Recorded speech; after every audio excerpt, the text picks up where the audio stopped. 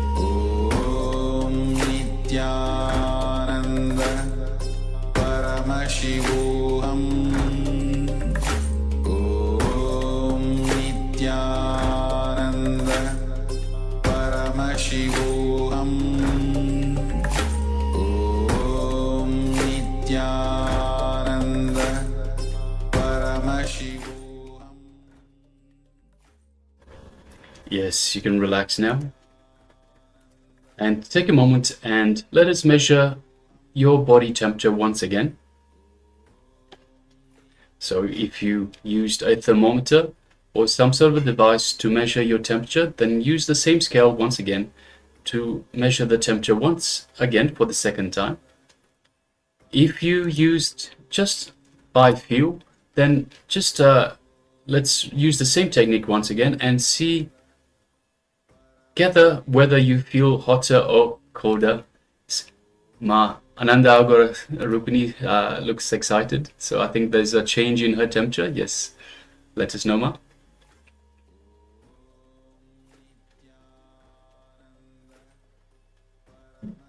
So yes, please take a moment and let us know in the chat box the difference in the temperature, so how you went in this vow manifestation. So whether it is higher, lower, by how much, and also let us know how you feel, how you experienced this vow manifestation. So we already have Ma Xiaowu that shared that she became hot. Yes, thank you very much for sharing, Ma. We also have Ma Wang Han Yu that says it was hot at first, now the skin is cool. Yes, thank you very much for sharing, Ma. Yes, well done. And you are actually showing that you actually felt before by touching your body, feeling your temperature of the body, and now you're feeling the skin is cool. Thank you for sharing, Ma. Yes. And Ma, as Ma Anand Agurupini was actually measuring with the measuring device, it was 36.6 became 36.5. Wow. Yes, well awesome. done, Ma. Congratulations. Thank you very much. Thank you very much for sharing and manifesting this power. And we also have from Ma Wang Han Yu. So just waiting for the translation. The energy is strong. Yes. Great. Thank you very much. Thank you, Ma. Great. So thank you all of you for actually manifesting this power. And as we already have are on the day of 21 of Paramashivoham. So as you not only manifested, learned the science, start applying these in your life, because it is, as Swami says, one of the samema of where you actually practice the heat and cold, and so that it won't affect you. So start practicing these power manifestation again and again. This will bring more and more oneness. Oneness will grow in you. You will deepen your connection with Swamiji, and you will be established in oneness, absolute and clutching. And you can also use this just in your practical day-to-day life. So if, for example, you start feeling that you're getting a little bit of a fever, a little bit of a high temperature, then you can just practice this technique and lower your body temperature. So make this part of your everyday lifestyle. Yes. Okay. So with this, we'll be entering into the next segment, where Swamiji will be revealing on the power of simple love. So it's on bhakti, on Guru, surrendering to, having the deep gratitude on surrender to the Guru.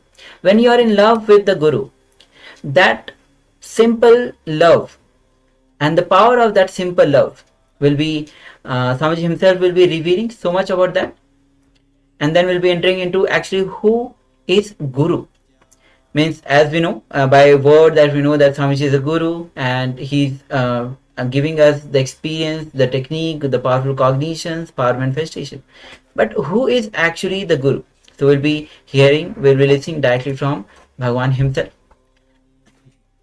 So let's come to the space of listening as we enter into this revelation by Bhagwan.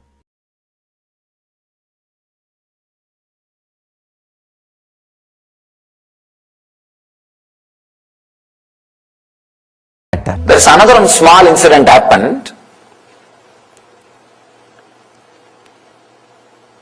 I was traveling, I don't know which place, maybe around the area of Madhya Pradesh or Maharashtra.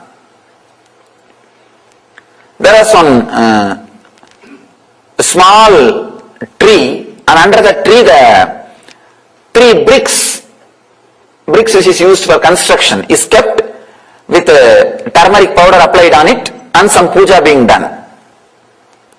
Usually in the evening time when I rest, I'll search for some brick for the head to keep the head and lie down. I saw that area, nobody was there, just the 3 bricks were there, and I do not know that it was being worshipped by some villager as a deity. And I just picked up the brick and put it for my head and lie down. And really, in 10 minutes, one village guy, elderly person, is running towards me. His house was maybe 1 mile away. He ran towards me, and when he came near me, understood I am a sadhu. Because I was a sadhu, he did not beat me. He told, do you know, this is Shiva, I worship. He appeared in my dream and told that you are lying on him. Truth, really. Understand? So that's why I came here. And he brought a small pillow. That's another beautiful thing. He brought a pillow. Lie down on this pillow and leave him there. Put that murti back. From 1 mile, he was lying down in his home. He says, I had a dream. Shiva told me that one sadhu is lying on me. Take that.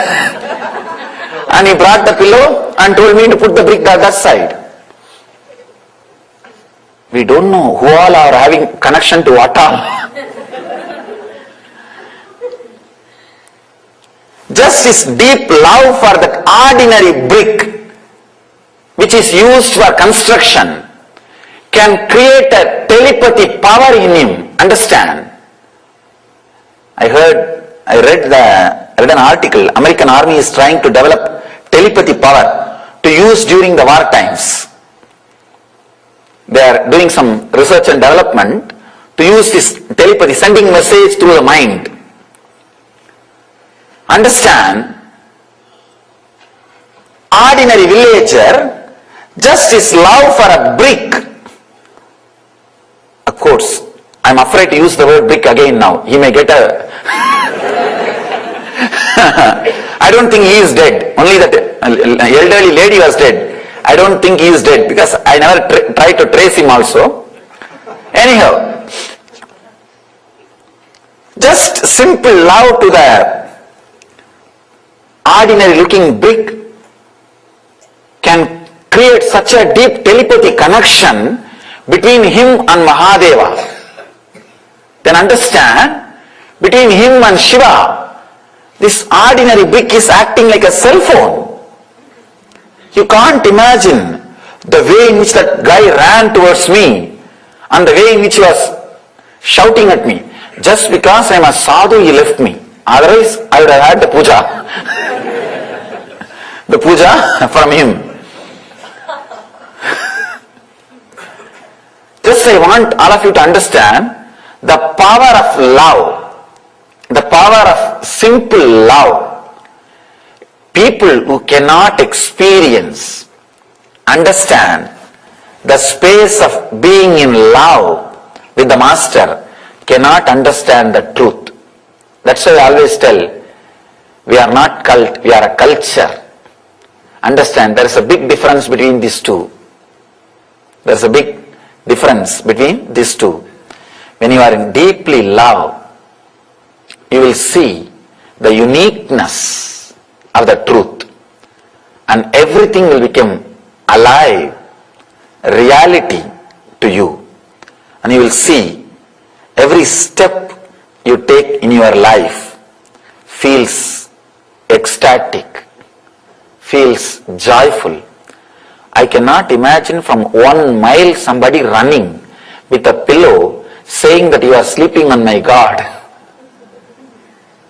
Understand the strong telepathy connection. Here the sutra which Shiva says, look lovingly at some object.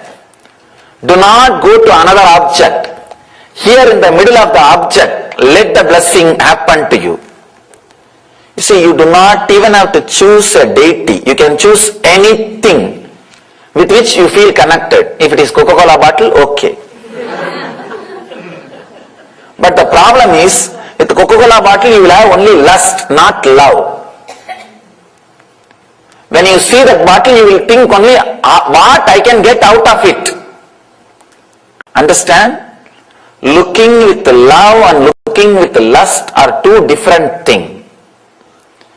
When you see a beautiful man or woman, when you look, you only look what I can get out of that person.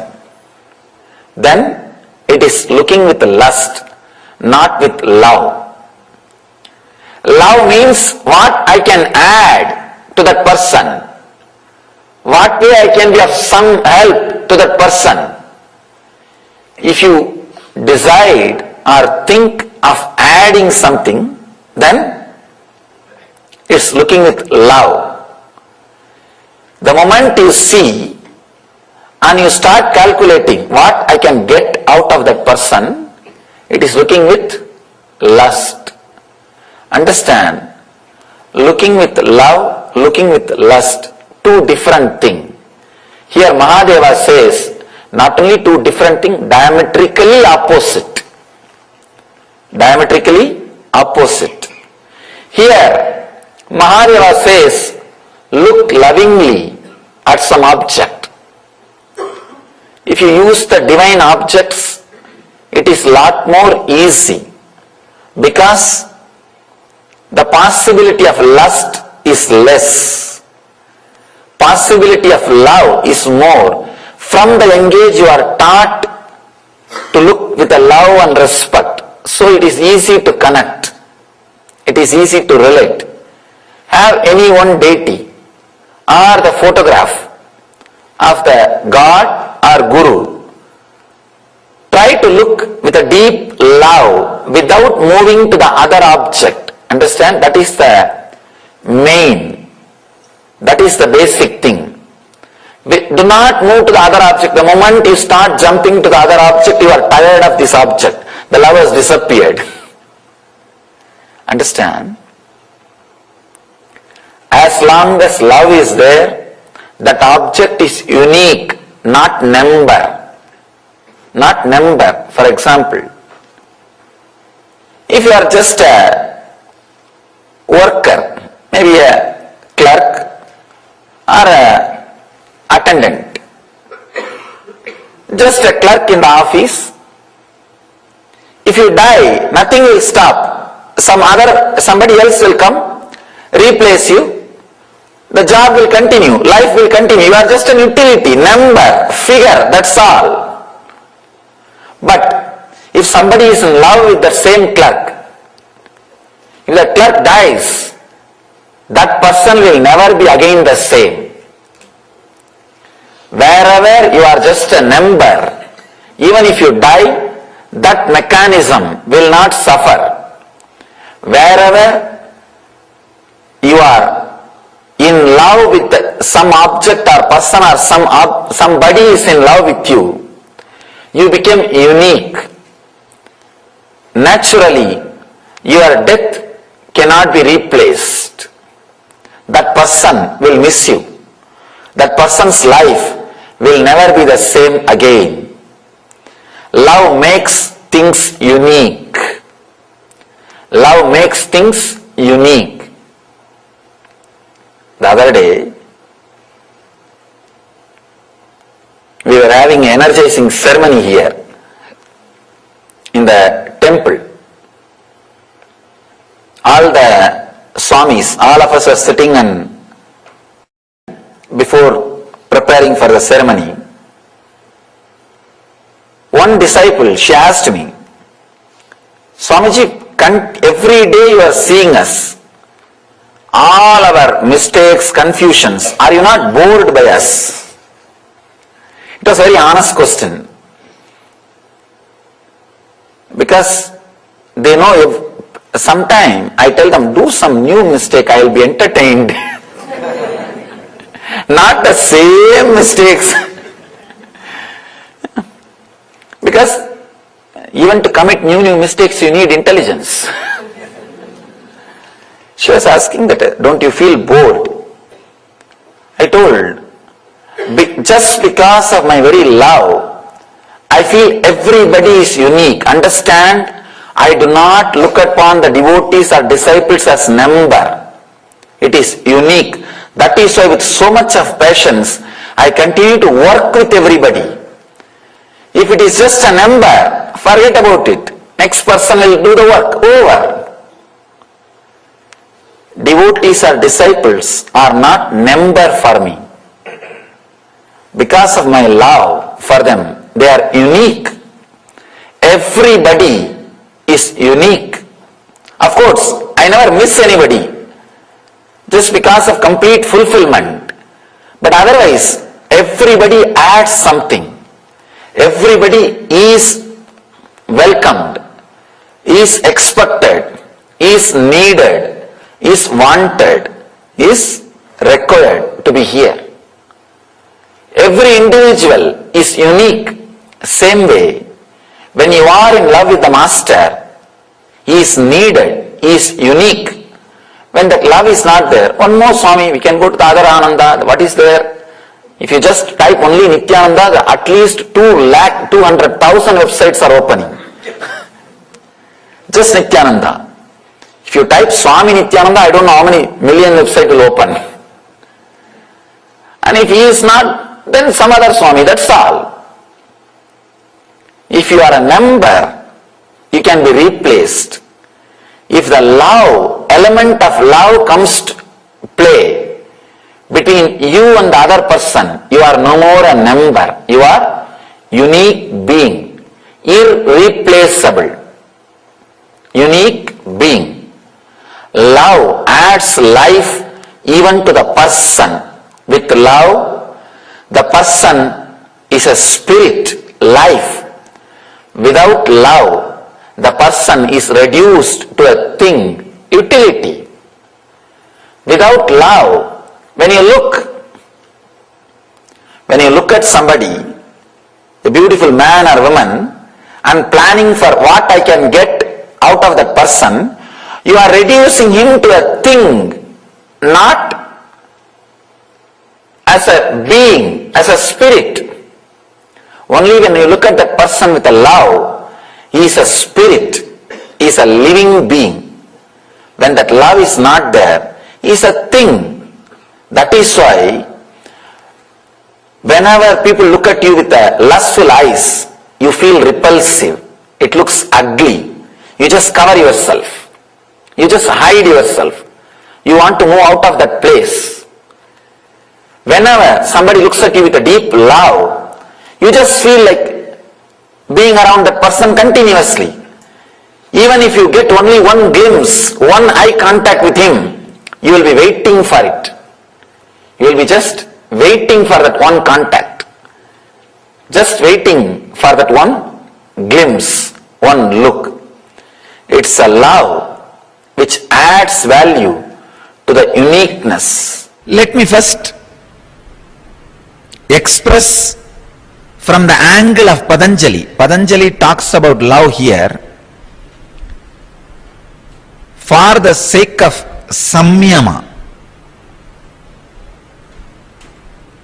Please understand, he gives us as technique. He says, do samyama on these great qualities and excel in them. Through this he approves the expression of love and he instructs all the yogis to excel in love. He makes this as a technique, a powerful expression of the consciousness in you when it penetrates your blocking low mood logic and expresses itself in spite of your logic. It is called love. Understand? Inside you, There's an intense superconsciousness constantly waiting to break through your body and express itself. But your secured low mood logic, which goes on saying, no, no, no, you will be exploited, you will be exploited, you will be exploited. If you are so open, so alive, whoever goes around you will exploit you. Physically, mentally, economically. Men have a fear women will exploit economically if they are too loving. Women feel if they are too loving, men will exploit them physically. Both of them feel if they are too loving, others will exploit them emotionally. So always the fear, if you are loving, you will be exploited. Very dangerous. So there is a certain logic in you which completely bans you from flowing. I want all of you to know, your life is like a river. Only two ways of life exists. One, the river which is embanked, the river which is dammed. Embanked means don't completely stop, use it properly, only tell the river where it should not go, that's all.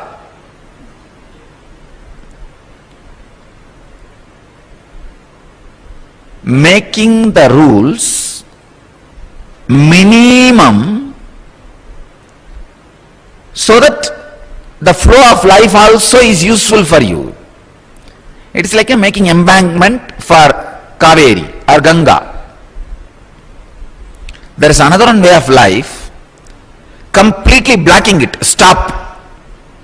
From now onwards, we will tell, dictate, direct whatever you should do. When the consciousness expresses in you, love is like embankment, guiding you, your flow. The insecure logic which is against the love is like a dam. Build the dam, that's it. Then exploit as you want.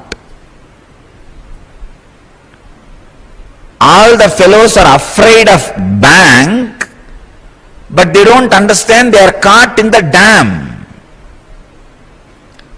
The life flow in you is like a river.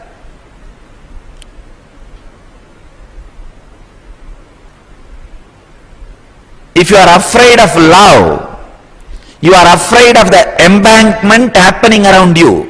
True, embankment also does some restrictions, but the fear of love, the secured logic which denies love, which goes on talking and creating ideas against love in you,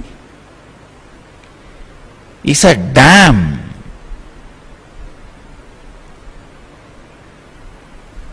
It just completely stops the life force.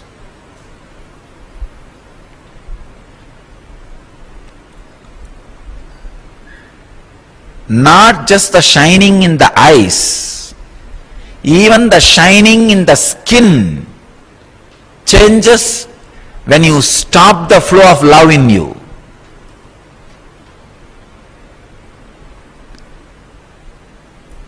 Sweet experiences of love constantly reminds you when you open up. I am not talking about only romantic love which is towards one person. I am talking about the love suddenly opens up in you towards whole and your very self, rarely you will fall in love with yourself. The yellow journalist who is sitting inside you, constantly writing articles and editorials about you, is damn for love. The fear he creates about love is not protection for you, it is destruction for you. Dam is not a protection for river, it is a destruction for river. Only embankment is a protection for river. Love is embankment. Logic is dam.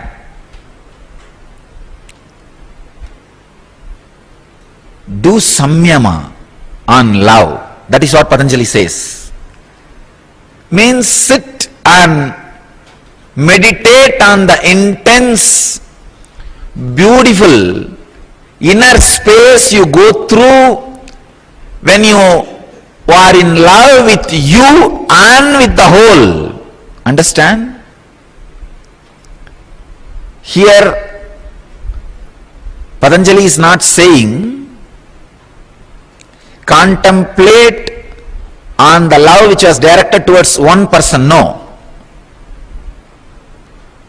When at some time you just feel so good about being you, being who you are, but it happens very rarely. That's a big problem. If you are feeling deeply good at, wow, I am really worthy. I am really worthy of what I am. I am really worthy of life. I am really worthy of whatever is happening around me. When you are experiencing the love for yourself, suddenly you will experience that love for the whole. You will see then everybody, everything is worthy of what they are. The whole. When the love is experienced towards you by you, you will suddenly experience that towards the whole. So meditate on that love. Surely every one of you would have experienced that kind of moments at least few times in your life. When you feel love towards you and the love towards the whole, everything, you feel like blessing everybody and everything. Do samyama on that inner space. Not just the love directed towards one person. That may have its own investments, vested interests and all that. That is okay, nothing wrong. But that is not supposed to be the ultimate, or Patanjali does not expect you to do samyama on that. Do samyama on the love experience which you had towards you, towards the whole.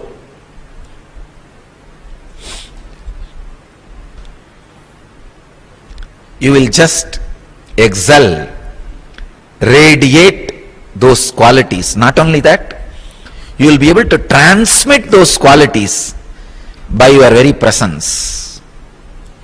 The word, very beautiful word,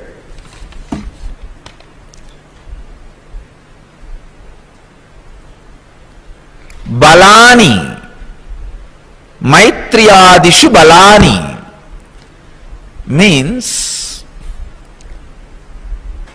strength. The strength has a three different definition. One, you will have that quality. Second, you will be able to transmit that quality to others.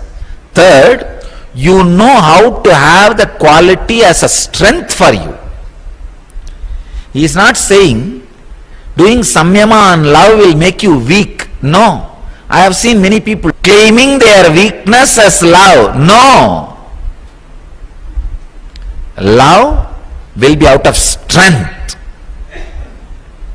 and it will make you creative, alive. balani. Patanjali uses the word strength, friendliness and love. When you contemplate on it, do samyama on it, when it starts expressing, it will be a strength, because you will be in love with you and the whole. Second, you will be able to transmit it. Third, you just know how to use that as a strength, power. Can love also become a meditation? Only love can become meditation. Without the component of love, any technique you do will be dry, dull. You will not be able to continue more than few days. I have seen people doing this technique, that technique, but not more than few days. Only with a deep love, even a technique become meditation. Please understand, technique is not meditation. Technique becomes meditation when the love is added. When the love is added, anything you do is meditation. When you are floating in love, you are in meditation. Real meditation will awaken love in you. The real love will awaken meditation in you. There are two different names. When your soul, with its pure energy, flows through your senses to the outer world, it can be called as love. The same energy, when it flows inward, it can be called as meditation. Whether it is love or meditation, from same source, same energy, same purity. Love should become meditation. Meditation should become love. Please understand, from my own experience I can say, the time I spent with Arunagiri Yogeshwara in the physical form, maybe, I don't know, around 9 months, from summer vacation to the end of the year, around April, March, April, that time to end of the year. In India, April is the time the summer vacation starts usually, the end of the year, around 9 months I can say. The time I spent with him physically, having his darshan, being around him, I can say, still I remember very clearly the experience of love in me. That was the first and I can say in a way last experience. I experienced love in such a beautiful way towards a person, towards a being. Then it became a different experience, kind of a radiating and connecting with the whole world. But the kind of love I experienced with him, I used to continuously feel what I can do to him, what I can give him. But I'm a small boy, it will feel very silly. What can I give to a God himself, an incarnation, an avatara Purusha? At that time I do not know all these big words, this avatara Purusha, God and all that. I know that he is a sadhu. From my idea, any sadhu means he is an enlightened or avatara Purusha. That's all. These big words I do not know, but I know sadhu means God. That's the way I felt. And it was such an intense connection, experience. Still I remember, in the night I will be sitting with the alarm clock and changing the time, pushing the time fast so that early morning again I can rush to the temple to see him, to have his darshan. But of course, me changing the alarm clock won't push the time. That intense love and night only when the watchman is about to close the temple, when they go around the temple and vacating everybody, I'll come out of the temple. Whole day practically I'll be sitting with him. I've never bothered about food or water. Whenever I was around him, I never even remembered about food or water. Just sitting, talking or walking with him, going around that area. Nothing particular. Not that he will be teaching me in a very systematic way, nothing like that. Sitting and chatting casually. And still I remember, when I had his darshan, it is not that the other things have been taken away from my sight. I was able to see everything very clearly. It was physical darshan. So just sitting, chatting, we don't know how time passes. I continuously used to feel what I can give, whatever I get in my hand, whether it is a little money in the house or some clothes or some sweets, anything I am given in the house. The first thing I'll pack it and keep it for him and bring it to him. He will laugh. Of course, sometimes he will eat also, he will enjoy. And there is a beautiful story in saint named Kannappar.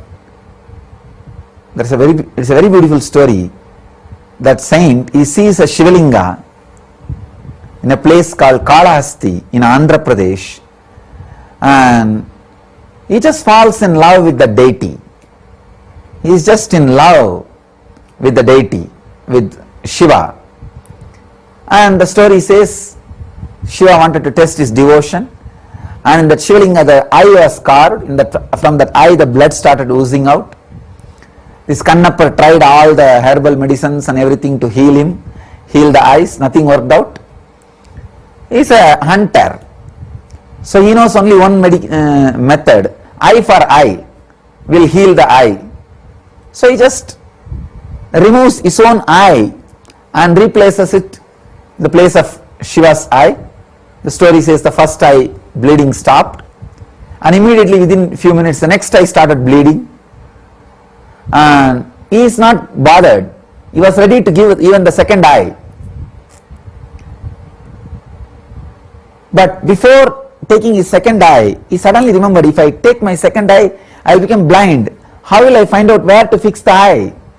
Where the Shiva's eye is there. So he puts his leg on the second eye of Shiva as a mark.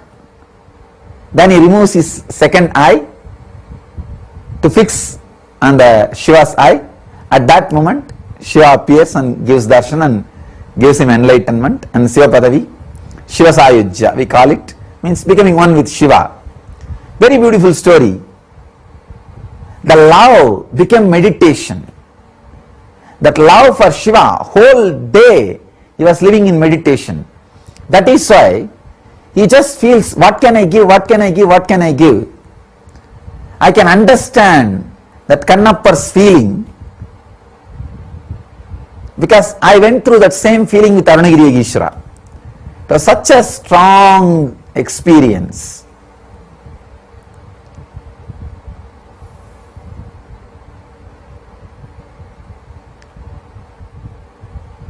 The deep love simply becomes meditation, and real meditation just becomes love in you.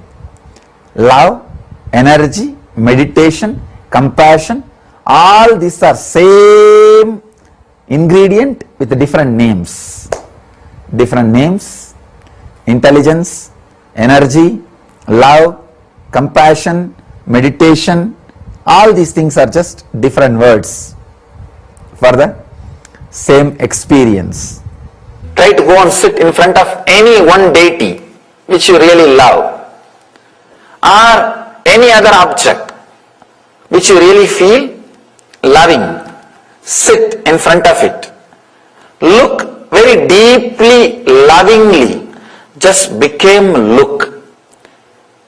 Let your consciousness be completely centered on your eyes. Let your hand, leg, body, everything lose its very existence. Let you forget about all those things. Let everything disappear. Let you just become eyes. Look deeply with a deep love for few minutes without jumping into the other object. If you jump to other object, come back. Get back. And just sit with a deep love, completely in a relaxed way. You will see a very deep silence, very deep bliss, very deep blessing starts coming out of your system. You need to understand one more thing. All techniques can lead only to peace. When the peace settles inside your system, bliss will explode. Do not expect the bliss which is being expressed or shown in my body language. Meditation will lead you only to peace. And when the peace settles inside your system, when your nerves are cleaned, when your nervous system is cleaned by the peace, the settling peace, the bliss will explode. You will start expressing the bliss which is expressed in the master's body language. Try this meditation technique with any one deity with a deep love and silence. Let the blessing happen to you. Let the blessing happen to everyone.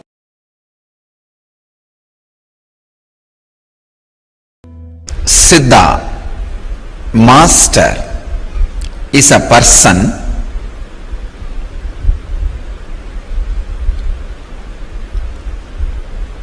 who doesn't have perishable identity because of it has eternal identity.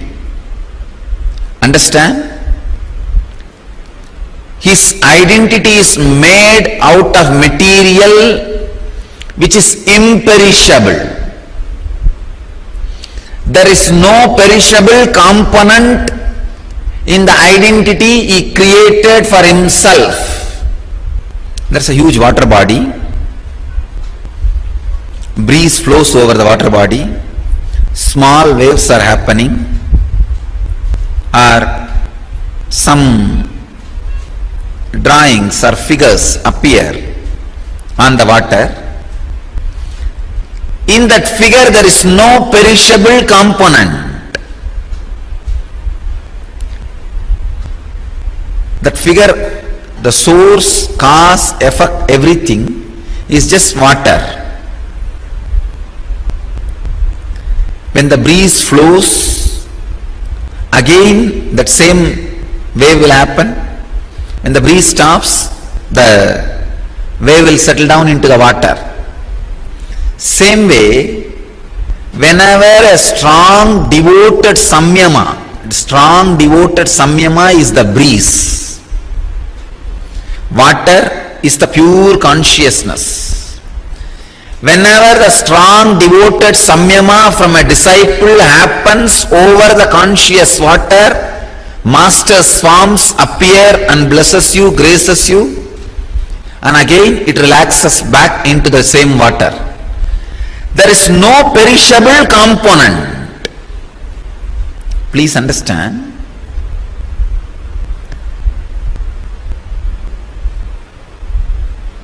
There is no perishable component in the system.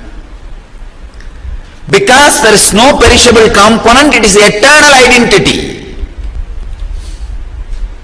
Siddha is a being whose all seven sariras does not have any perishable component. Means any engram is perishable component. When all the engrams have disappeared, that body has become such a pure liquid, it creates different shapes, shades, waves, visuals based on the breeze flowing over it. The lake has no interest to take some shape.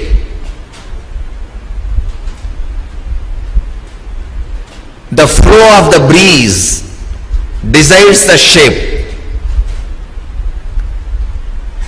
Master is a being happening without any perishable component.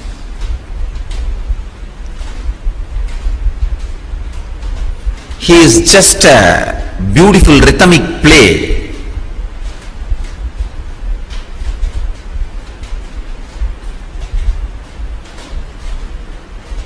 The pure non-perishable experience happening in the source.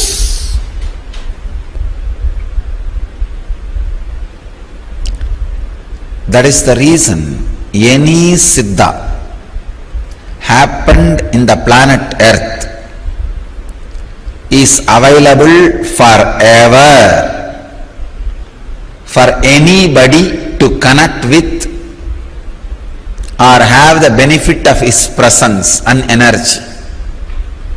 Understand? Any siddha, any master happened in the planet Earth is available eternally for anybody to relate or connect with, experience his presence, knowledge or initiation. The word mystic and word enlightened master, avatar, there is no much difference. It is just reference, different reference. Please understand? There is a big difference between difference and reference. Here, the word enlightened master, avatar, Bhagavan, mystic, God, Atma, Paramatma, all this, between all these words, there is no difference, but they are all different references. Mystic is the word usually used for creators. Please understand. Person who uses energies which are beyond five senses and creates is a mystic. For example, materialization.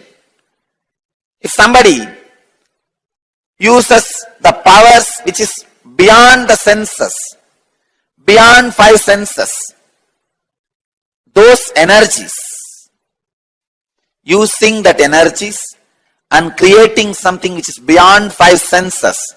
For example, when I materialize a diamond or certain object, there is no normal human power is used.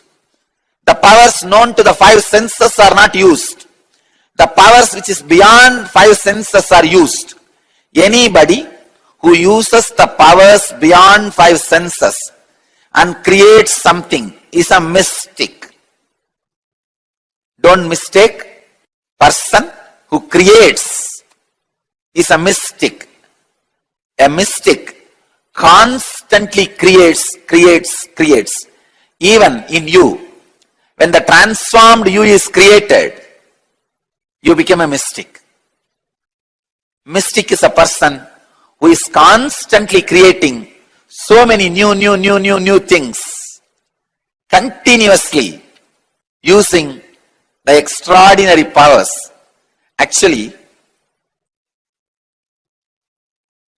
anybody who creates, contributes to society will be a mystic. Otherwise, you are a mistake. In society only there are two kinds of human beings. One who is a mystic, another one who is a mistake. Mystic is a person who goes on, creates, using mystical energy. Enlightened master is a person who constantly showers enlightenment on others. Avatar is a person who is direct descendants, directly appeared from superconsciousness, radiates all the Sadgunas, all the auspicious qualities. Bhagavan is a being who radiates all the qualities, including giving enlightenment. God is the formless energy. Atma is the energy, formless energy reflecting on the form. Paramatma is the formless energy in its original existence and all its reflections put together. I have defined all the technical terms.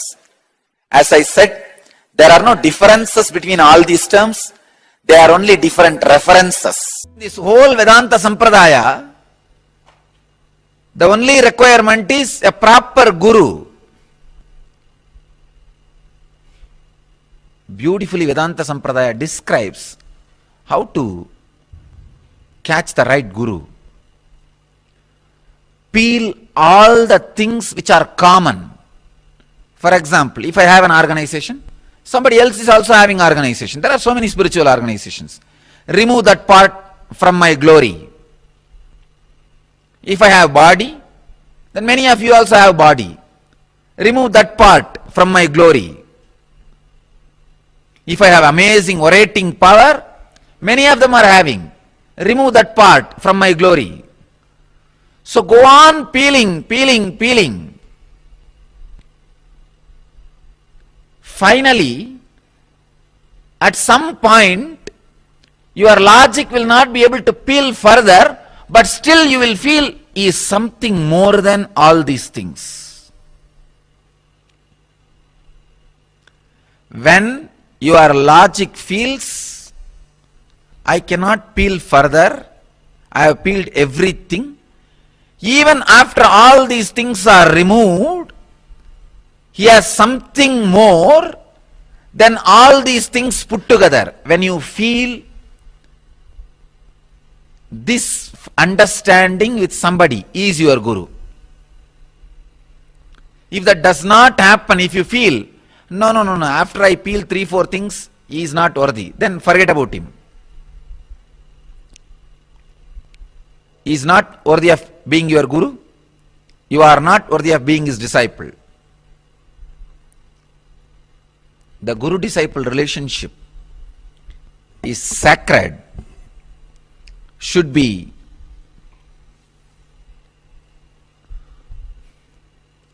started after thorough study and research and should never be ended. Should be started after thorough research and should never be ended. I tell you, ending the guru-disciple relationship in your life is a worst crime you will do to yourself, worst punishment you are imposing upon yourself, worst conspiracy against yourself. One more thing I want to tell you, change of guru is perfectly alright, nothing wrong. For example, you go to one guru, after some time you grow out of him or you get more matured, you feel connected to some other guru, that is perfect, nothing wrong. At some point if you feel you have grown out of me, please carry on with your life. If you are feeling connected to somebody, great. But dropping from the guru and not having some other guru is the crime. It means you did not drop from this earlier guru because you are advancing. You dropped because you have fallen. Somebody asks Bhagavan to Nisargadatta Maharaj, Bhagavan, you say enlightened beings do not have karma, then how are you moving your body? You cannot even move your body without having karma. Understand? You need to have some karma, only then you can even move your hand or you can talk. He is asking Bhagavan, you say enlightened beings do not have karma, but how you are talking, how you are working. He said, I'm not doing anything. The disciple says, no, you are not understanding my question. How you are talking to me, even that is a work. How you are talking to me if there is no karma? Bhagavan says, I am not misunderstanding, you are misunderstanding. I am telling you, I am not talking to you. Very difficult to talk to these guys. I understand many times what my disciples go through.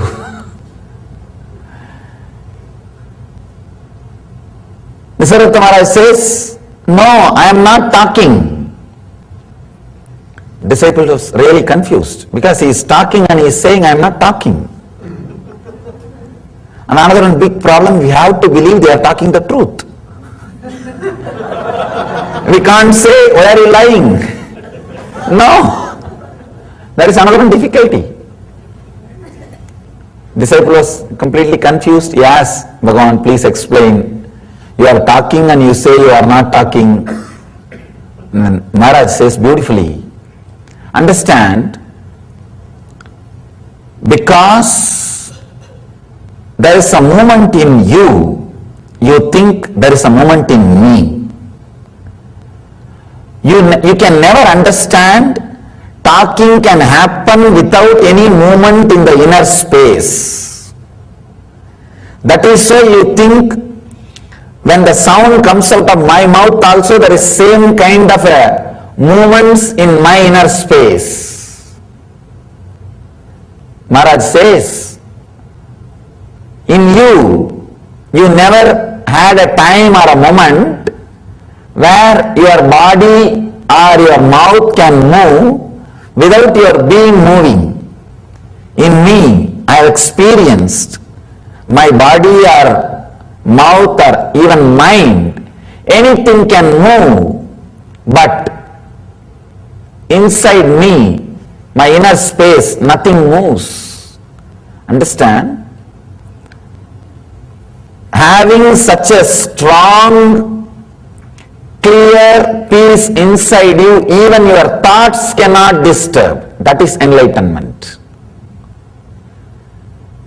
I wanted all of you to understand, do not think enlightened masters don't have thoughts. I can say the space is so big, it is negligible part. In normal mind, if you have 10-acre mind, all 10-acre is jumping like a zoo. With an enlightened being, they have million-acre, only 10-acre is zoo. In million-acre, can you consider 10-acre being a zoo is something disturbing? Some movement? No. It is negligible.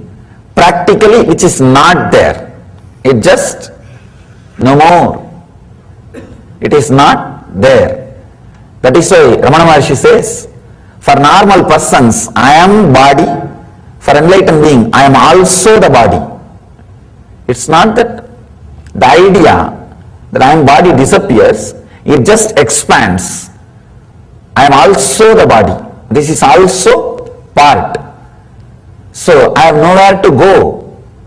It's a very important thing. Judging the masters based on their movement, physical movement, is the worst thing can happen to a disciple. Because he will judge master's action from his idea.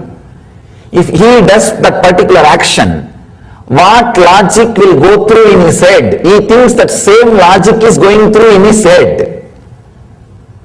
Especially the people who live around few days or few years or who claim, I know Swamiji for so many years. That's a big problem. That's a big problem. I always tell people, these people who claim, I know Swamiji for so many years. What do they know? Nothing. First of all, they don't know themselves. And they think they know me.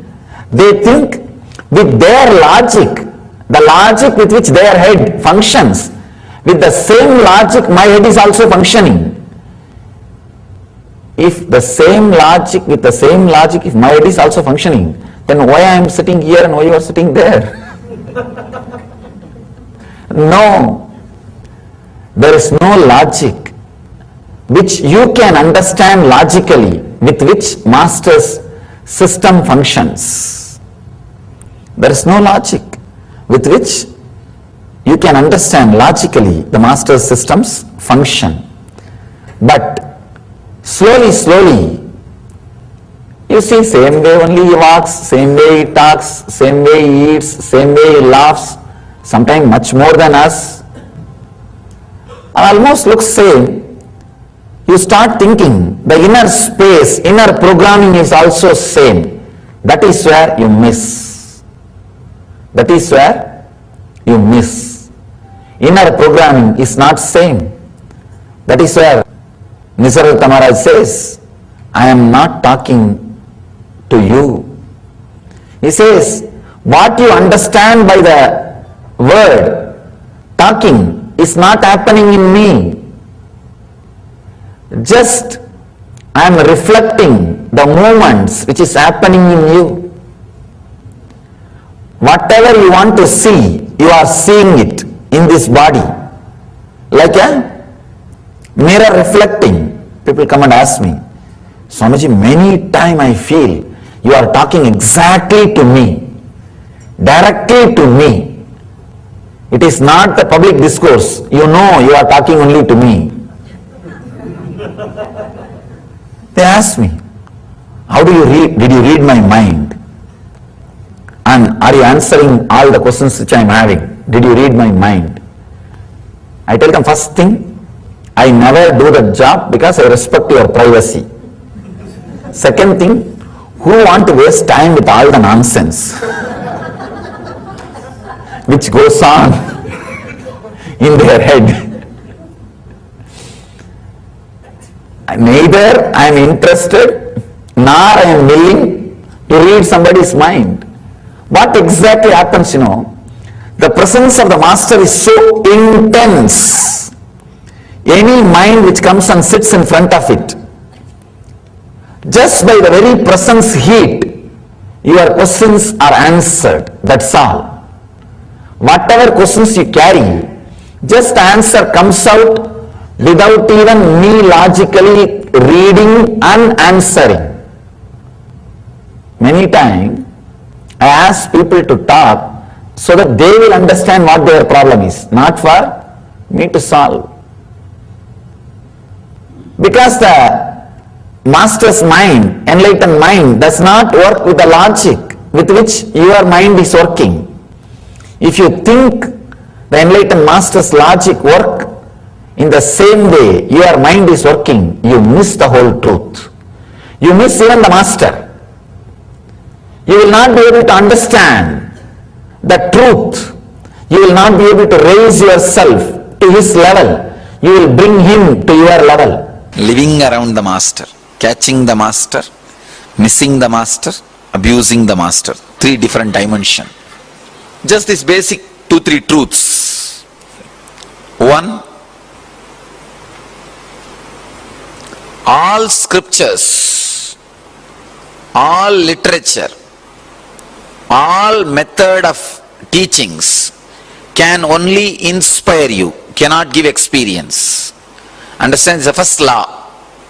All books, all DVDs, when I say all, capital letter ALL, including mine, books, cassettes, DVDs, everything can only create inspiration in you, but cannot give experience. Experience can be transmitted. It's like, you see, experience is like a lamp. Only from a burning lamp light you can pick up, catch. Only from a lamp you can light a lamp. Only from a lamp you can light a lamp. Same way, the Jivan Mukti is transmitted only from a living body to living body. Living body to living body. If that body has to catch Jivan Mukti, it has to catch from a same material source which is living enlightenment. Please understand, I am describing very clearly the need of the master. If that body made out of muscles and the mind made out of thoughts, if it needs to catch living enlightenment, Jivan Mukti fire, it has to catch it only from another one body which is living enlightenment of the same frequency, means like a same flesh and bones. Only from that you can catch. Be very clear, Mahavatar Baba cannot give you living enlightenment. Please understand, I am making a very strong statement, but truth. He cannot give you Jivan Mukti. He can only give you inspiration, experience, some glimpse. But if he wants to give Jivan Mukti, he has to guide you to a person who is in the physical body. In the physical body. Ramakrishna, or Ramana Maharshi, or Mahavatar Baba, or Osho, or J. Krishnamurti, anybody. They are all still in the cosmic plane. Why, you know? With whoever they committed when they are in the physical body. For example, if you are there, if you were when Ramakrishna was there, and you had directly connection with him, and he blessed you, he passed away, still you are here, then he will be there to take care of you. But no new addition is possible after the body is left. No new addition is possible. Now, Mahavatar Baba, all of you I think understand what I am saying. All of you understand what I am saying clearly? Now, if you are seeker, starting to pray to Ramakrishna, Ramana Maharshi, they can guide you to a living master. That's all. They themselves will not be able to give, because it has to be transmitted from this plane, from flesh and bone. That is why the need of living master again and again and again comes back. Understand?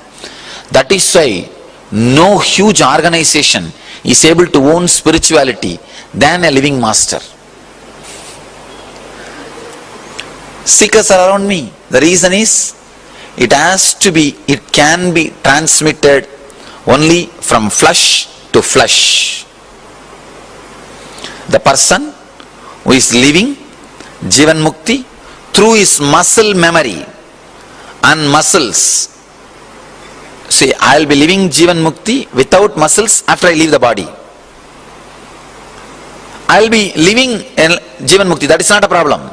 But because there is no muscles, I will not be able to transmit it to the person who is with muscles. If I initiate you now and give you the assurance, only then I can handle you even if I leave the body. So if you had assurance from Ramakrishna, Ramana Maharshi or Osho, somebody, when they are in the flesh, then you don't need to go to new master. It may not be needed. But even then usually they guide to a living master, because living around the master is not only living enlightenment, it's a joy. It's an ecstasy. It's a way of life. For that reason they guide. Understand thoroughly. Otherwise, if you have not had connection with them physically when they were in the body, even they can't do anything. Mahavatar Baba will not be able to give you enlightenment or the spiritual experience. He can only guide you. That is the reason why still that living master's necessary is not replaced at all. It's not replaced. Still, the necessity for living master is there when the whole thing started by Shiva millions of years ago. The only thing which is not yet outdated, which can never be outdated, is necessity of a living master.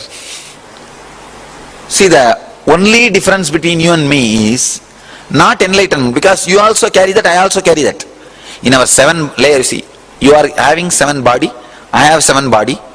The last 2 body, the cosmic layer and the nirvanic layer, the last 2 layer are one and the same for you and me. Even now, please understand, even now, the cosmic layer and nirvanic layer is same for you and same for me. There is no difference in that. But this physical, these layers, these 5 layers, that is where the difference starts. So all you need is not enlightenment, but the body language of enlightenment. Please understand. I think all of you catch what I am saying.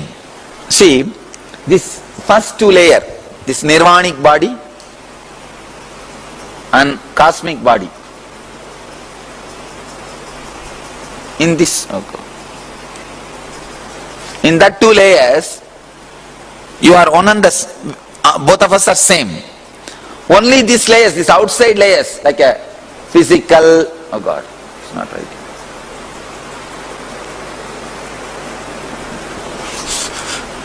Only these outside layers, like a physical, mental, and physical, pranic, mental, subtle, these outside layers, only there we differ. It means what? You don't need enlightenment, you need enlightened body language. You understand what I am saying? You already have enlightenment, you don't need it. See, the inside, the pure consciousness is there. You can't create that.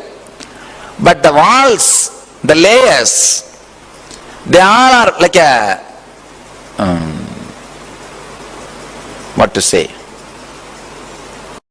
covering the original light inside. So now those layers should become like a glass house. Instead of wall, it should become glass. See, in me, so consciousness is same. I have 7 layer glasses around me. You have 7 layer walls around you, that's all. Because of that walls, that light is not radiating. Because I have a 7 layer glass, it is not only radiating, it's just shining. So all we need to do, change your walls into glass. So all you need is enlightened body language, not enlightenment itself. Understand, I am breaking one of the important part. You don't need enlightenment, you need enlightened body language. I don't know whether you are understanding the key difference, the key shift. All you need is see how an enlightened master lives and live the same way, that's all. See how an enlightened, that's why the Bhagavata says, Leela Dhyana is the ultimate than any Nirvikalpa Dhyana. If you need enlightenment, you need to unclutch and be in Nirvikalpa state. But you don't need enlightenment. You actually need an enlightened body language. Then all you need to do is not to unclutch and try to achieve that pure inner space. All you need is meditate on the person who is radiating enlightenment and do the same thing in you. Understand? Understand the importance of the Leela Dhyana. Leela Dhyana means seeing the place of a living master and constantly being soaked in it. Nirvikalpa Dhyana means continuously unclutching and settling into that silence. Now you understand the difference between the two. You can continuously unclutch and merge into that silence also, no problem. But I don't know how many years it will take and how long it will take and what all will be the side effect and time, these, that. And actually you don't need to. You don't need to. Instead, meditating on the Leelas. So naturally when you meditate on Leelas of the Master, you don't need to do anything else. Automatically that body language will start expressing in you. The NSP, I got a few letters, devotees are telling, after 2-3 days we feel like I am talking like you, Swamiji. I feel my face is like you. When I close my eyes and I feel you are me. And sometimes when I see your photograph, I feel it is my photograph. My photograph. How many of you had like this glimpse at least sometime? Once in a while. Raise your hand, let's see. So that whole started happening in you. Means that Leela Dhyana Dwara, that initiation of Leela Dhyana started happening in you. Understand? If this happens, then you are done. If that same feeling starts staying inside you without your effort, you are done, that's all. I think now you understand living around the Master, what it does inside you. What it does inside you. Catching the Master, missing the Master, abusing the Master. Oh God. is catch that fire and having that strong vidarka, catching that living enlightenment fire and start living. So catching the master. Missing the master is unable to catch that fire, but understanding that master is of compassion, only I am not able to catch it. He is missing the master. Abusing the master is no, he is not giving. Understand? The three major thing. See, catching the master means you understand. Straight away relating, having vidarka, experiencing, catching the fire and start living it. Living enlightenment, Jivan Mukti. This is catching the master. Missing the master means understanding that you are responsible and you have to catch it. Trying to alter inside you is missing the master. Abusing the master means trying to alter the master. Trying to correct the master. Understand? Trying to judge him. See, first thing, if you catch the master, that is the ultimate best. Even if you miss the master, don't worry, you will come back again. But never ever do that abusing the master. Gone, once for all. Understand? It's like in Cinefield, if you produce a movie and did not pay the artists, they will complain and your file will be closed. You will not be able to do any movies further. Any movie you try to do, this file will be there. No artist will come to act in your movie. Same way, if you abuse the master once, please understand, I am not threatening you or anything. Consciously it gets recorded into your system. To anybody your file goes, they will say wait. Living with the master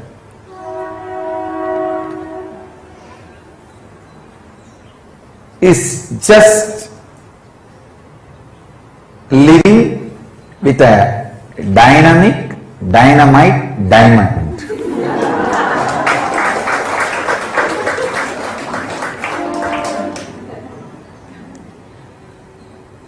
When a dynamic diamond is made to work on any stone, other than the diamond part in the stone will be completely removed. See, the quality of diamond is when it is dynamic and made to work on any object, all other particles in that object except its very strength, diamond, it will all be removed. That's the way the diamonds are polished. Only the diamonds are used to polish the diamond. It's like any stone has some component of diamond in it and some component of ordinary carbon in it. When the moving dynamic diamond is made to work on that object, all other particles except the diamond component, carbon or anything, is burnt away. Same way, when you live with the master, everything other than the master component in you, everything other than the cosmos in you, everything other than the enlightenment in you is burnt away.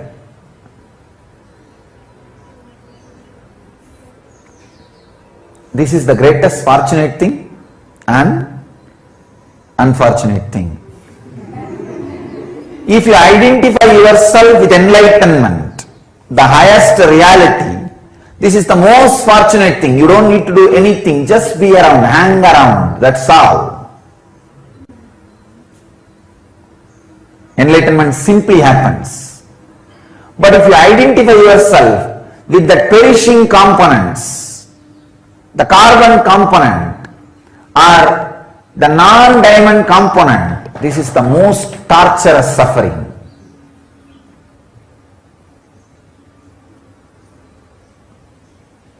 Very beautifully, George Gurdjieff, one of the greatest revolutionary master of modern days, he says, only if you associate yourself with me, be around me, If you think you are separate, I am separate, then this is not the place for you. Because constantly you will feel threatened by me.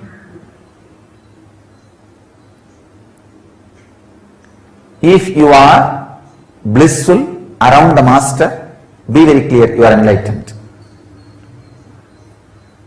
That's a very beautiful Nityananda Zen koan written by Bhaktananda. Now, every day when he was in prison with me, he will write something and show me. If you are living with the master and still he is not driving you crazy,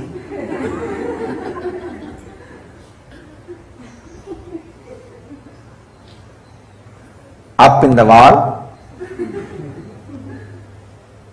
either he is not enlightened. There is a very beautiful koan, he put it in a very nice way, or you are not living with him.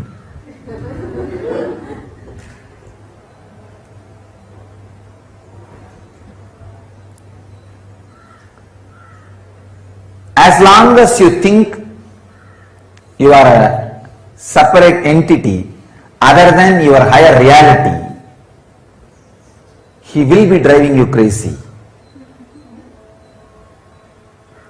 Constantly shaking the very roots on which you build your foundation.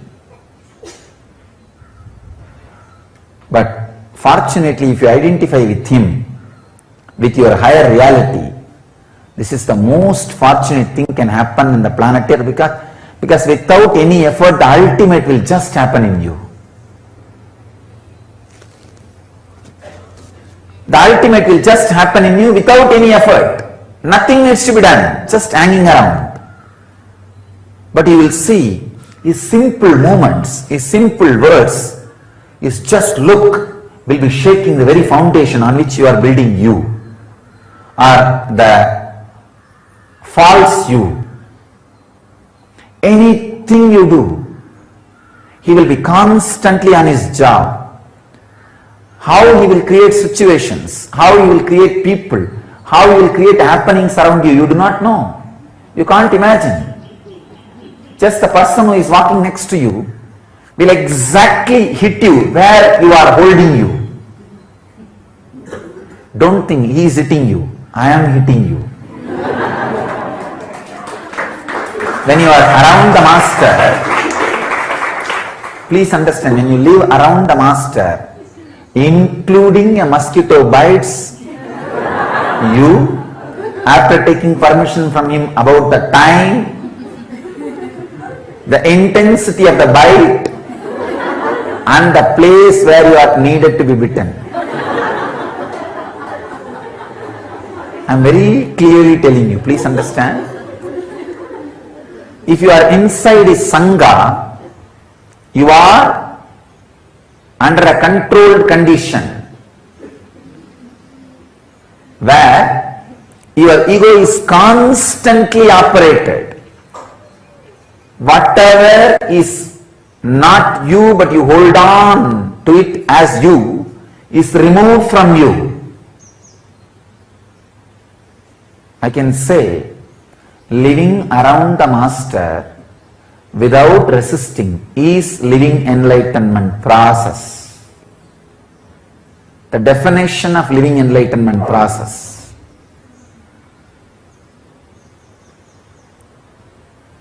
All you need is whatever you think as your intellect, your efficiency, your energy, just cooperate with that, that's all. If he asks you to sit and unclutch, how much you can, just do that, nothing more. See, if you fall into unconscious, means if your mind drifts away somewhere, or if you fall asleep, it's not under your control, then don't worry about it, don't have guilt. But as long as you are aware, as long as you have backbone to sit, as long as you have awareness to unclutch, do it, that's all. Nothing more. If he asks you to chant the Maha Mantra As long as your energy is there in the throat, as long as you can hum, do it, that's all. Nothing more. See, when you feel you can't do anymore, just your body falls, either falling asleep or your mind has drifted away somewhere, then nothing can be done. It's not under your control. So you are not asked to do things which is beyond your control. No. Just do things which are under your control. That's enough. Beyond your control is not under your control, it is under his control. Whether it is handling your anger, handling your hunger, handling your fear, handling your greed, or handling your life, anything, as much as you can, with the clear intention of as much as you can. That's all. Nothing else. Nothing more. As long as you identify yourself with the higher reality, living around the Master is the ultimate celebration and liberation. But when you identify yourself with the lower realities, other than the Master, the big problem is the intellect starts developing a very logical principles to go against the Master. How to find out whether I am with the right Guru or wrong Guru? A right Guru will go on pushing you continuously to move forward. Will never give you the feeling you are done. I tell you, the real peace is the explosion of the mind which asks for peace into peace. The real peace is the explosion of the mind which asks for peace into peace. Now that is where the real peace happens. Understand? What you think as real peace is the tamasic tiredness, chronic fatigue. That is why when life comes in front of you, you just jump into some cave. Wanted to have a cozy cave. No.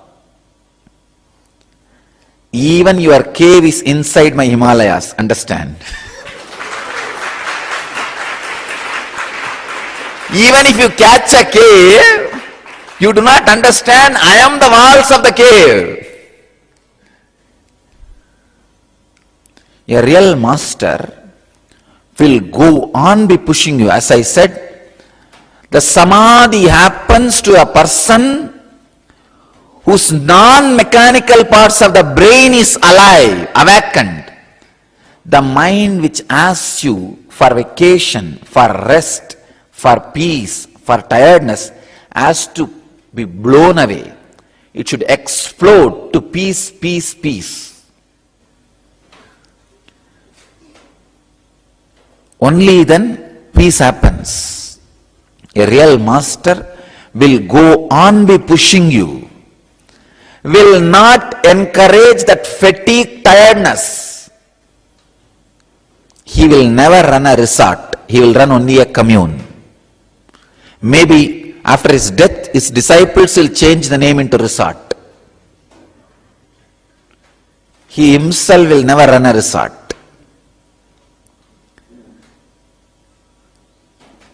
Person who asks for the peace of the resort out of fatigue, tiredness, wanted rest, will never be allowed in the presence of a living Master. The mind which asks once in a while, I think I need rest. I think I need a break. Yes, you need. Not from the situation. You need break in the root. You need to be broken. The mind which asks for the break need to be broken. That is the break it needs. A real Master is a person goes on pushing you. Ability to receive the suffering as prasadam, poison as nectar. What you think as poison, not the real poison, what you think as poison, the ability to receive what you think as poison and stand with it.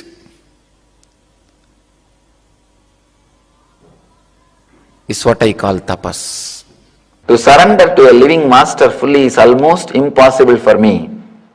What is the best way to attain enlightenment for a seeker who cannot surrender completely? It's a wonderful question. It's like you are asking, achieving enlightenment is almost impossible for me. What is the way you give for me to achieve enlightenment? Actually, there are some possibilities. You can surrender to a deity. You can surrender to the master who left the body. Understand, masters who left the body don't think they are dead as you think. The dead masters are not dead as you think. Living masters are not alive as you think. Dead masters are not dead as you think. They are still available. Their presence does not have body. You can still connect with them. The only problem is, takes a lot of time. Takes a lot of time. I always tell people, directly sitting in front of you, clearly in English I am making statement which you can understand. With this itself you are not able to catch the thread and catch the message. Somebody is sitting somewhere in some consciousness, some space. How do you think you are going to connect with him telepathically? And even if you get some message, how are you going to find out how much is your mixture and how much is from him? And how are you going to classify? How are you going to understand? And you think even if you start following, getting some message, you will have the courage to complete it? In between, if there is some problem, what do you think? Who knows, maybe my own imagination. Who knows from where message came? My own imagination. This kind of difficulties, that is the reason we always say the living master is lot more easy. Forget about forget about the dead masters.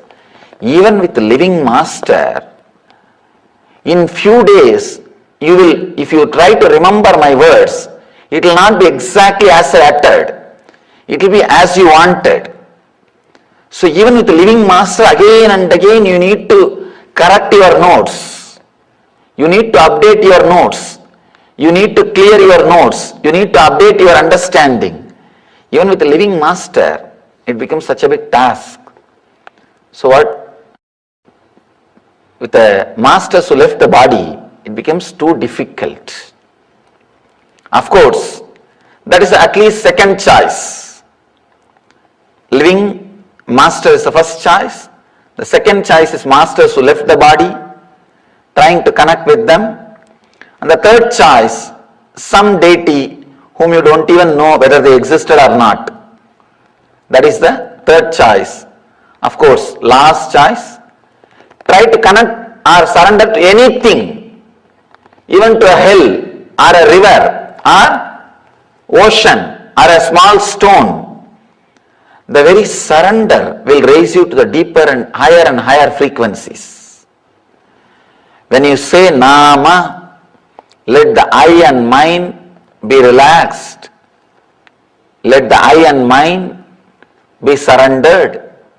That itself will raise you to the higher states of consciousness, higher frequencies. But whatever is said and done, it will all take its own time, and only second or third choices. With living masters, straight away he will work. I have always seen the karma which they will exhaust or the clarity which they will get after years suddenly happens. The whole being opens up just in 1 or 2 days of working with the master. even 1 or 2 days, so many things will open up, so many things will be cleaned, so much of purification will start happening. That's the reason so much of emphasis on the living master in the Vedic tradition. When you enter into me, you disappear into something beyond you. That's what we call black hole. Black hole means all these planets, everything disappearing into something which is beyond your comprehension, beyond your understanding. So when you disappear into something which is beyond your comprehension, that is black hole. I made another one statement. When I enter into you, it is Big Bang. Means, what is Big Bang? Whatever you see appearing from something which you can't understand is Big Bang. Understand? When I enter into you, it is Jivan Mukti, living enlightenment. When you enter into me, it is Videha Mukti, enlightenment beyond body. So Big Bang means what? Initiation. I'm me entering into you, you experiencing new you. At some day, suddenly you will feel even the trace of your old identity is not there in you. 2 questions I'll answer. Does every guru go through religious persecution? First thing I want you to know, do not go to a guru who has not gone through religious persecution. I tell you, any guru who is an authentic enlightened master will have a unique integrity and strength which cannot be tolerated by collective negativity of an ignorance and the collective unconsciousness. They will try to persecute him. See, an unconscious man who possesses even 10 rupee he has, who is greedy of money, cannot even understand, I am not attached to this gold Rudraksha or this golden throne. He cannot understand. See, when a man comes out and does so much good, the collective negativity cannot tolerate. It will persecute. Understand? If somebody is not persecuted, he has compromised with enlightenment. He doesn't have that integrity, that strength. So I tell you, don't go to a guru who is not persecuted. Persecution is being persecuted is one of the basic scale to find out whether somebody is a real guru or not. That's the truth. That is the truth. Gurus go through religious persecution because of the honest, truthful contribution they give it to the world. I can only give this one scale, maybe this can guide you. That technique or that person, after you come in contact with that person, initial introduction or initial exposure, does it add intelligence, awareness and bliss to you? If these 3 quality, even 1 quality increases in you, go behind that person. Surely you will be helped. Or in these 3, if you are not growing in these 3, forget about him, even if he brings fortune and wealth in your life. Please understand, I am your father, mother, friend, beloved, and something more. I am father and mother of your possibility. I am father and mother of what will happen out of you. I am friend and beloved of your possibility. Please understand, I am not father and mother of you. I am father and mother of your possibility. I cannot reject your love. It is so beautiful, even though mixed with a lot of ignorance and innocence. When a cub brings grass to the lion, lion cannot eat the grass. It will be laughing inside, but it cannot reject the grass because it is mixed with the possibility of you. I am your father and mother. I cannot reject your love. Same way, I cannot accept it. If I accept your love, you will accept you as you are now, which is not the right thing. You will not look up and grow into your possibility. Understand? So I need to accept your love, but I need to constantly remind you, you need to become your possibility. I am beloved of your possibility, not you. Whenever you expand towards your possibility, you will always see me just taking you to my heart as a mother, father, friend, beloved, and more. Whenever you try to shrink me to your level, see, first of all, there is no you and me. Once you become Ashramite, there is only one thing. The relationship between you and me lives through you. If the relationship is flowering, you are joyful.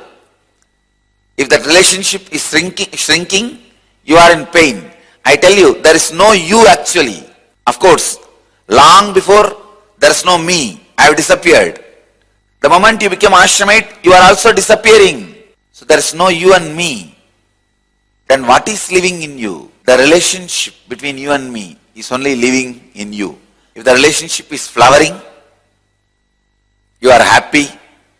If it is not flowering, you are suffering. But there is no separate you. Whenever you raise to the level of your possibility, the relationship becomes very sweet and beautiful. Whenever you go down, shrink from your possibility, relationship becomes bitter. Understand that bitterness goes to your core. Whether my love or my anger goes to your core. A smile or staring goes to your core. My smile can make your very being flower, your root flower. When I stare, your very gut will shiver. Try your best to avoid, what is there? It's okay, it is usual. My staring will never be usual. My love will never be usual. It is alive, living. You might have had 10,000 hugs, but 10,001 hug will be new and fresh and alive.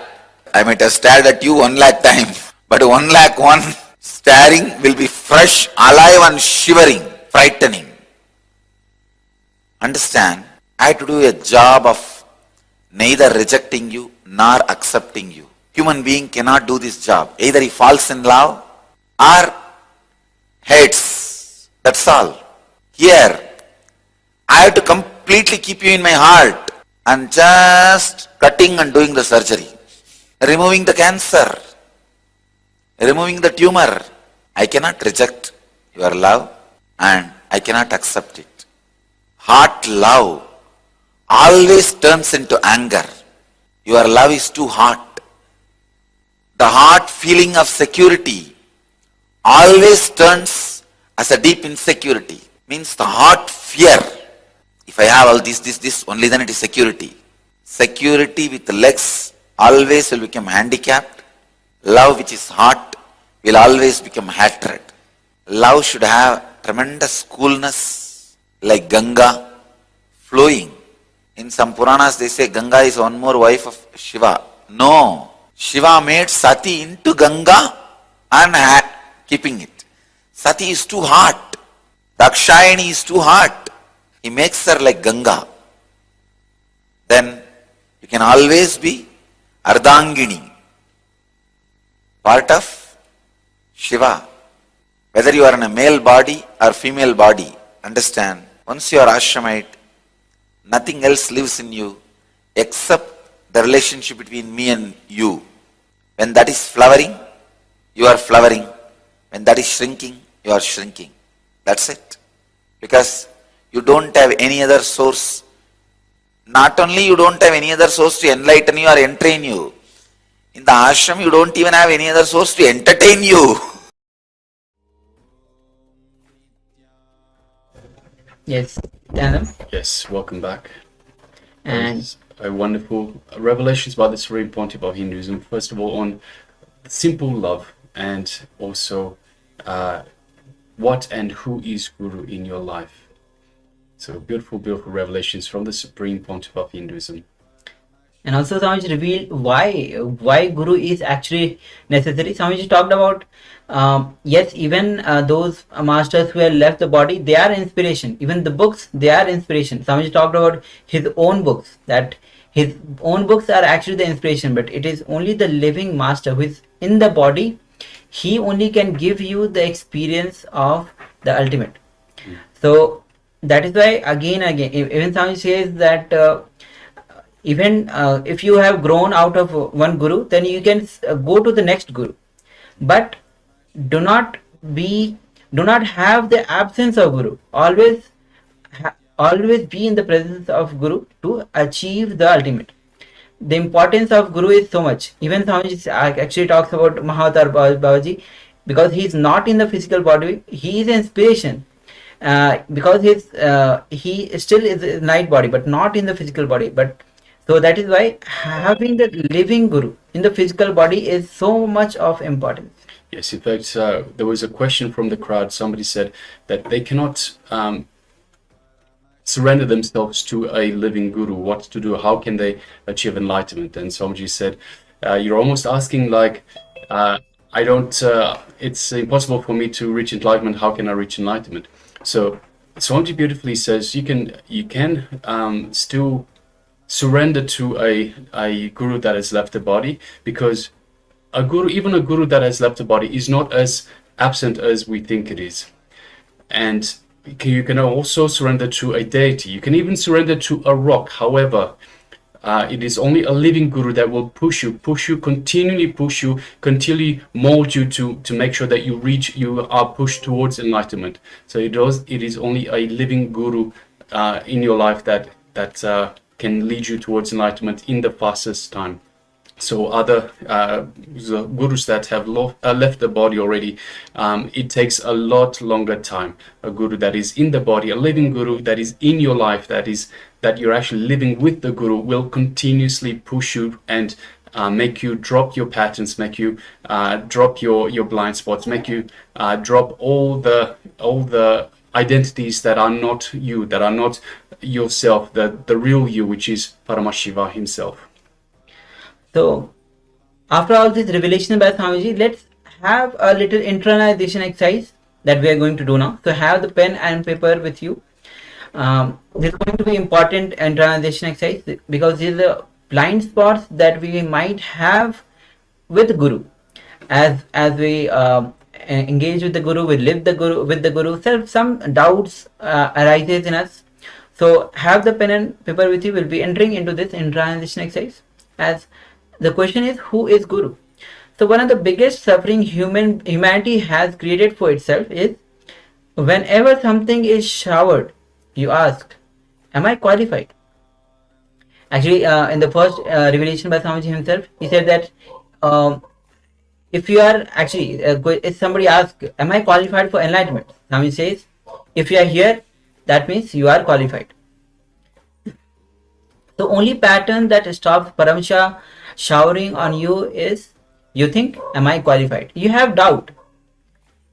Swami says, even when Krishna can give Gita, give experience to Arjuna, then why not us? If Swami says that Arjuna was not qualified, so if he is qualified, we are also qualified. So do not have the doubt that am I qualified.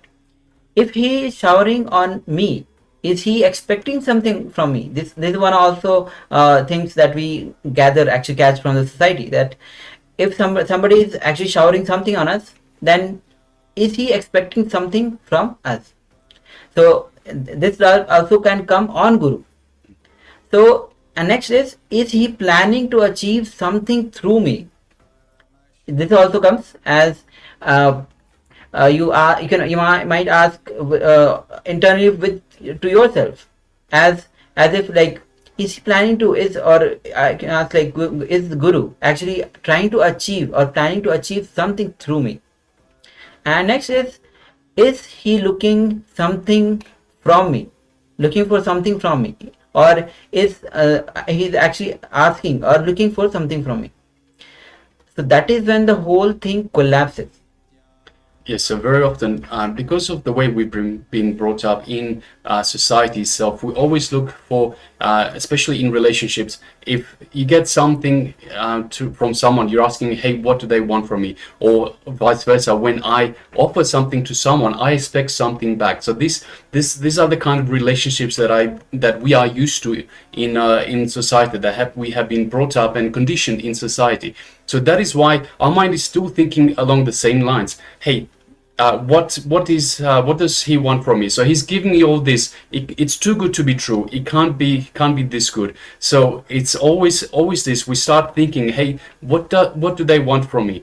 And also, yes, am I qualified? Am I qualified for him to give me this information? What does he want from me? What is he looking to achieve through me? So these are the blind spots that we have in relation to a guru, in relation to our relationship to the guru. So let's have the notebook, pen, paper. We'll be projecting this question itself so that you can start penning down and answer these. Look at these blind spots that you have actually. So look into yourself. Look deep, contemplate on these questions. And of course, if you have any other questions, pen these down as well. So identify all questions, all blind spots that you have in relation to your relationship with the guru, how you see the guru in your life. So have a look and understand what is it that's stopping you from allowing the guru to manifest through you, allowing Paramashiva to manifest through you, allowing the guru in your life. Yes. So let's begin. We'll be taking a few minutes for this. Let's begin.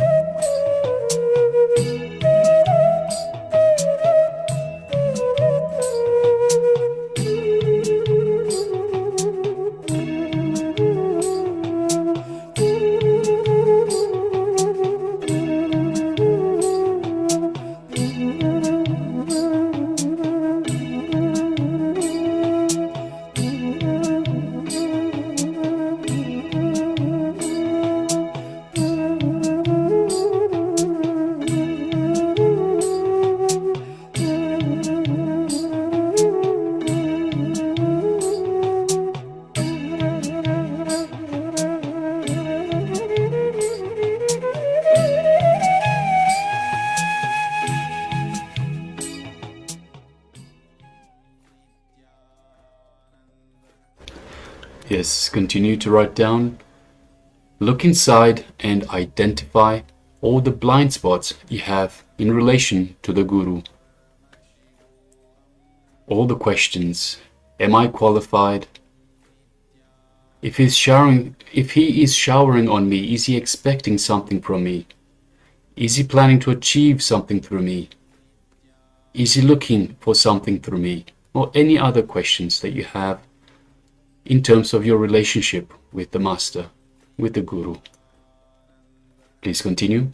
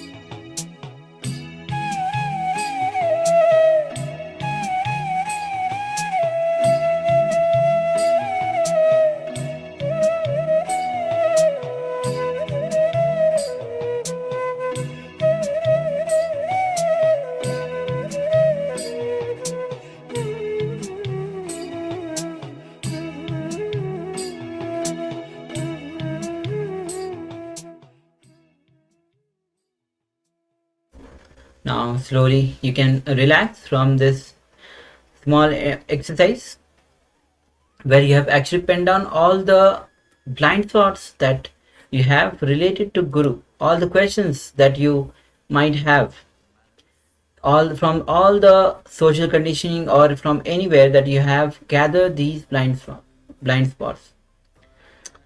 It is important to understand, so these blind spots, these are things that are in the way of you having the best relationship with the Guru. So all these questions, all these blind spots that you have in the way, you have to drop these.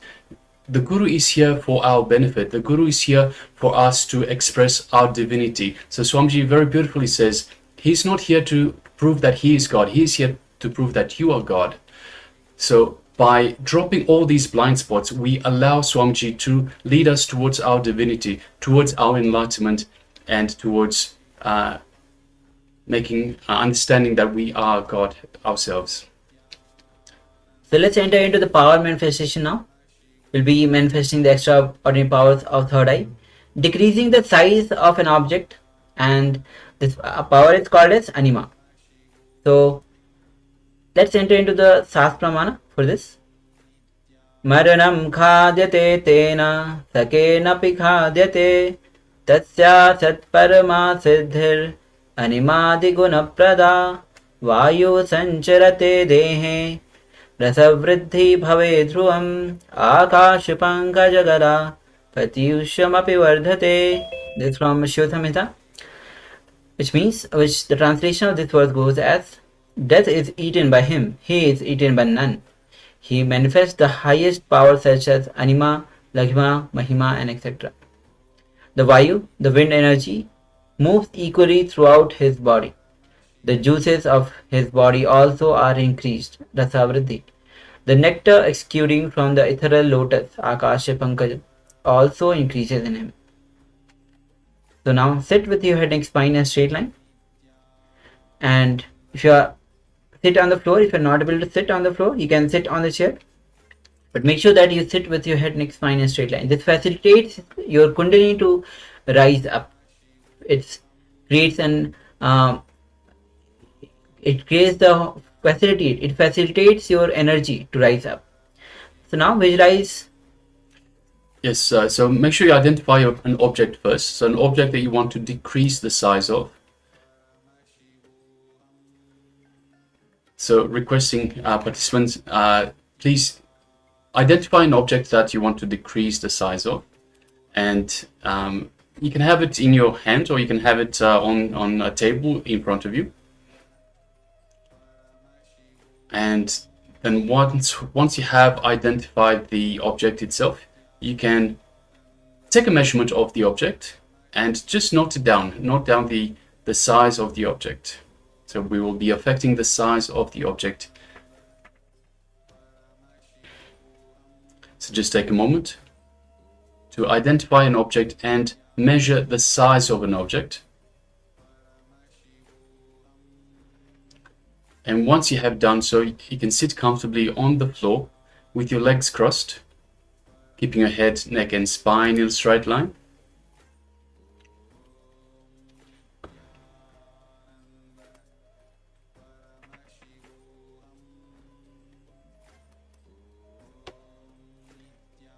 Now let us connect to the Supreme Pontiff of Hinduism. Invoke Swamiji in our inner space. Feel Swamiji radiating his love, his grace, his compassion, and his infinite wisdom throughout our entire inner being. Let us connect to Swamiji in our third eye. Start chanting the Mahavakya. Om Nityananda Paramashivoham. Om Nityananda Paramashivoham. Om Nityananda Paramashivoham. Now, continue chanting the Mahavakya and declare a change of size to the object. And let us start manifesting this power from the space of oneness with Swamiji through the power of Anima. Let us go ahead.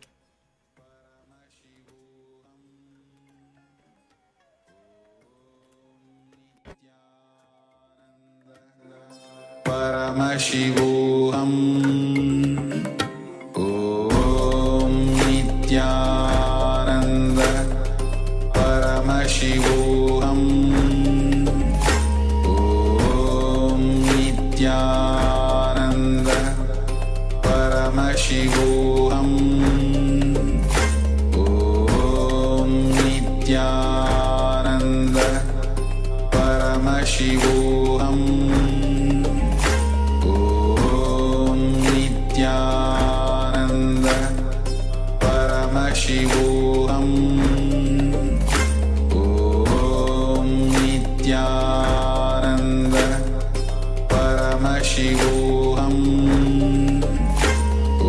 Om Nityananda Paramashivoham Nityananda Paramashivoham Om Nityananda Paramashivoham Om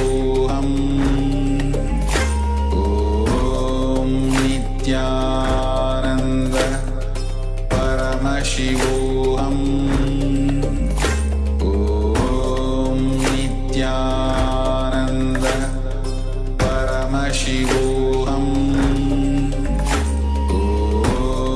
Nityananda Paramashivoham Om Nityananda Paramashivoham Om Nityananda Paramashivoham Om Nityananda Paramashivoham Nityananda Paramashivoham Om Nityananda Paramashivoham Om Nityananda Paramashivoham Om Nityananda Paramashivoham Om Nityananda Paramashivoham Om Nityananda Paramashivoham Om Nityananda Paramashivoham Om Nityananda Paramashivoham Om Nityananda Paramashivoham Om Nityananda